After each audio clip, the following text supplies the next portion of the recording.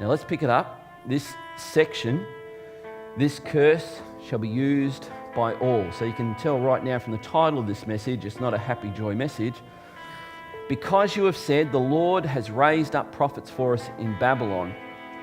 Thus says the Lord concerning the king who sits on the throne of David, and concerning all the people who dwell in this city, your kinsmen who did not go out with you into exile. Thus says the Lord of hosts, behold, I am sending on them sword, famine, and pestilence, and I will make them like vile figs that are so rotten they cannot be eaten. John Sands did send me an email asking why that's never been made into a fridge magnet. I mean, how many times can you use the expression sword, famine, and pestilence? That is a heavy passage. Now, what do we do as Christians when we read that? Do we go, I'll just skip over this bit? I don't think you should. I think we need to go, whoa. Why is God so ticked here? What's going on here that God is going, sword, famine, and pestilence are coming your way? So, here I am, I'm Jeremiah, I'm saying to you, because you have departed from God, God is going to destroy this city. This temple's going to be destroyed. The walls are going to be destroyed. The city's going to be overrun. And before it happens, there will be famine so severe, you'll end up eating your children. Now let's take up the offering. There's preacher exhibit A, Jeremiah. Take up the offering bit, that was a joke. He didn't really do that. But it makes the point that who would support that kind of ministry?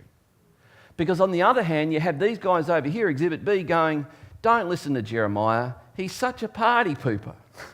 He's always negative. It's about time we, the people of God, got positive. Let's be positive and confess positive and believe positive. Let's declare that Jerusalem will never be destroyed.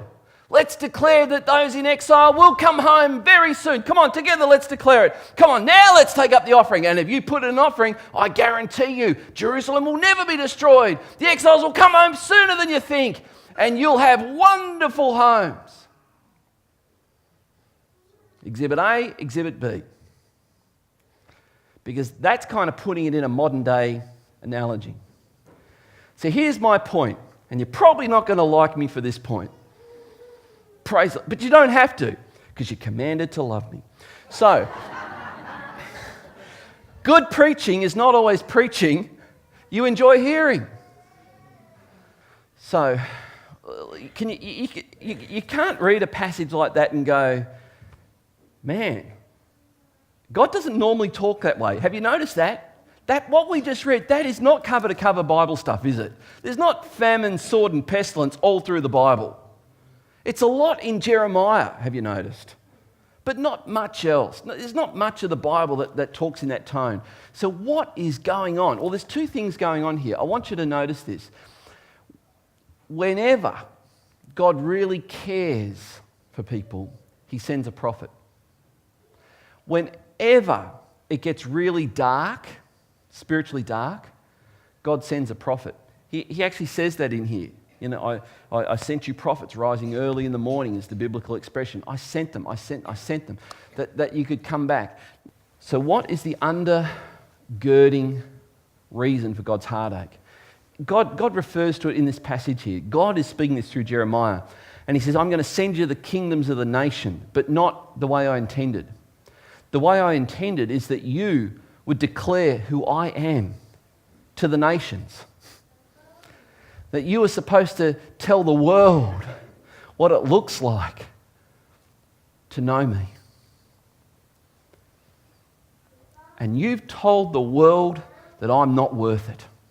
So why was God so upset with Judah? Partly because he'd called them to be a light to the world. They were supposed to represent him to the world. They were supposed to be a people who showed all the world the beauty, the wonder, the majesty of being in relationship with God. Yet they had rejected God. They despised God, and they'd gone after strange idols. And so God was also upset. He was ticked. So this is a part of the background here. But what we're also going to see is it's not that the New Testament God suddenly becomes redemptive and gracious, he was being gracious in this section. He was being redemptive in this section as well. You've told the world that my commands can be trivialized. You've told the world that those symbols, those pictures, those ceremonies I gave you, and we read one this morning earlier in our service, the covenant of marriage is one that you can just treat flippantly and trivialize it, when it was always meant to convey my relationship with you. And you've trashed it. You've committed adultery. You've committed all kinds of sexual sin, and that's not what I invented sexuality for. God is ticked because these people have told the world a lie about him. He's heartbroken. He is heartbroken. What's happened here? We read in this section that they had not given heed to the word. I persistently sent you my prophets, but you would not listen. Verse 19. God's people had drifted away from the truth. What does a drift look like? A drift is not a sharp turn. A drift is just slowly. A little compromise today, another one tomorrow, another one tomorrow. I constantly find myself having to calibrate my drift back to true north.